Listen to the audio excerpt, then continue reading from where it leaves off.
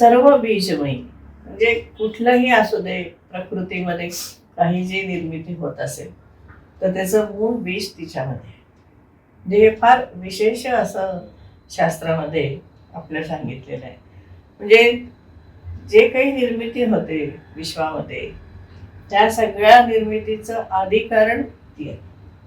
त्याचं बीज स्वरूपाने तिच्यामध्ये सगळं आहे. म्हणजे केवढे अफाट असं त्याचं या ब्रह्मांडामध्ये, जर एवढं मोठं ब्रह्मांड तयार करायचं होत असेल किंवा निर्मिती होत असेल तर तिच्यामध्ये केवढं तरी ज्ञान. आणि दुसरं म्हणजे हे सगळं नीट चालावं ना, नियमाने चालावं असं पण आहे. असं काही कशीही सृष्टी चालत नाही, सृष्टी नियमाने चालते.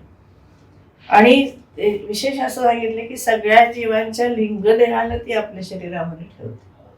म्हणजे प्रत्येक प्राणी मात्राचे लिंगदेह हा तिच्यामध्ये असतो.